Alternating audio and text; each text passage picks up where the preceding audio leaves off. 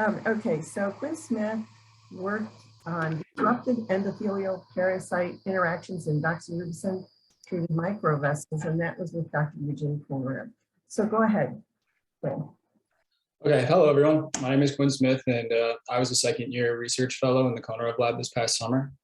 And my project was titled Disrupted Endothelial Parasite Interactions in Doxorubicin-Treated Microvessels.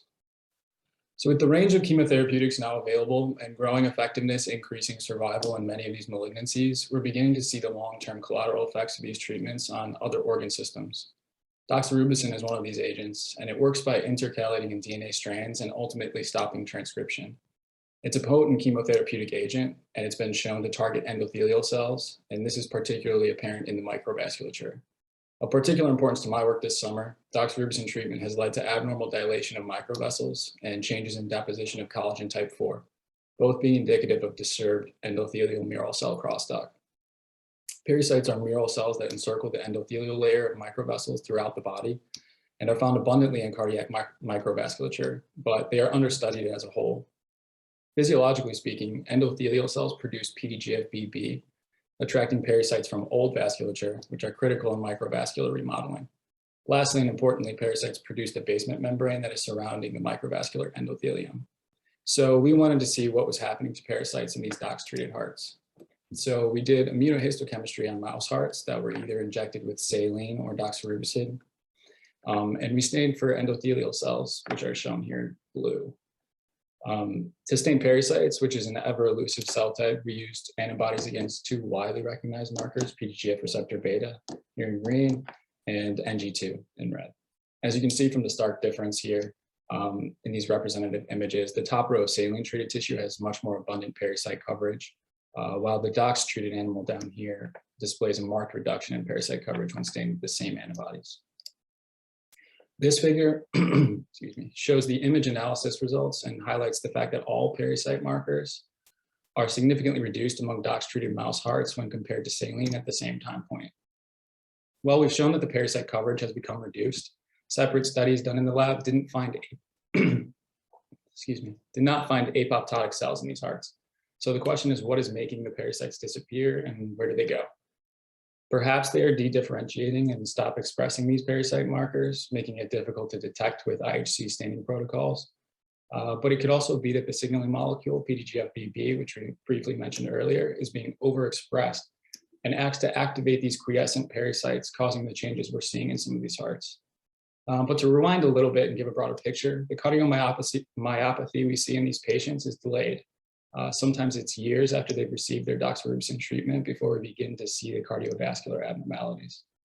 So we wanted to ask the question, is dox treatment directly etiological, or is it possibly a changing secretory phenotype in these endothelial cells? So to begin to investigate this, we first had to see if PDGF-BB was more abundant in these dox-treated hearts. So we did histology and stained for PDGF-BB.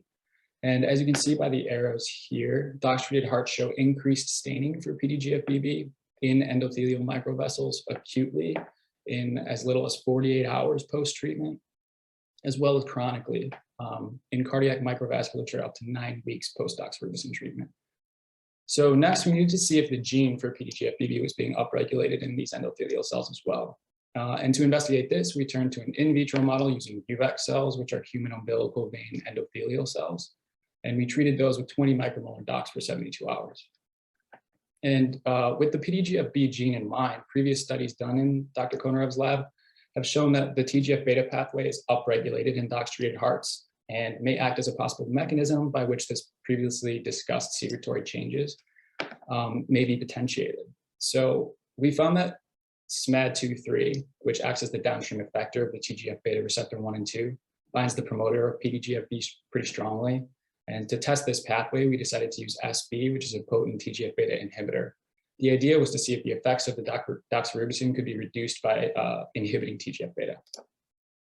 To achieve this, we created an experimental in vitro assay using those UVEC cells that were treated with 20 micromolar doxorubicin for 72 hours to assess the effect of doxorubicin on vascular endothelial expression of that PDGF-B gene. And we observed that the increased PDGF-B expression does not subside when we remove dox from the media, perhaps leading to this altered secretory phenotype.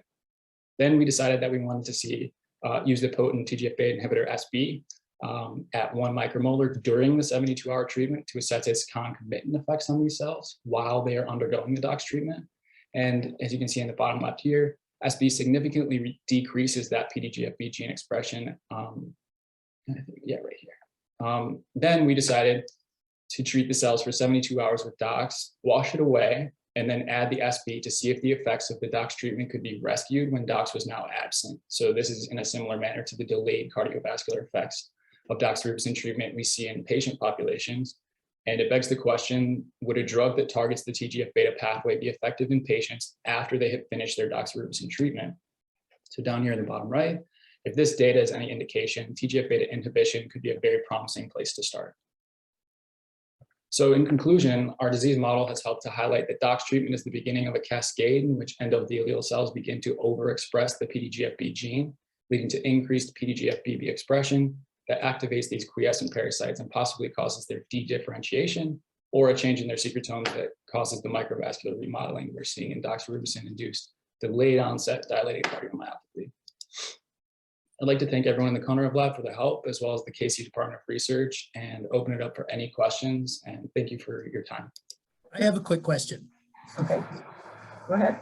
So Quinn, this is a hard question and you may not really have the answer, but based on your studies and review of the literature, do you have any recommendations for people who have undergone doxorubicin treatment that might delay, slow, or prevent the onset of the years later cardiomyopathy?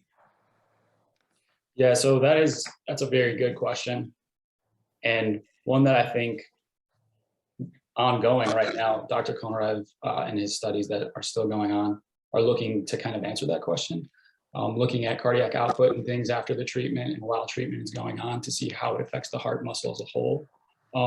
But to get at your point, I don't know that there's anything that you can do after the treatment. You know, I think what we do know is that the treatment is having a pretty large impact, and that the sooner we can highlight that and understand what's going on in these cells and the endothelial cells specifically, the better we may be able to say, you know, we should look for other therapies, or like we were saying, maybe we can rescue it with some of these drugs. Thank you very much. That was good. Okay. Thanks.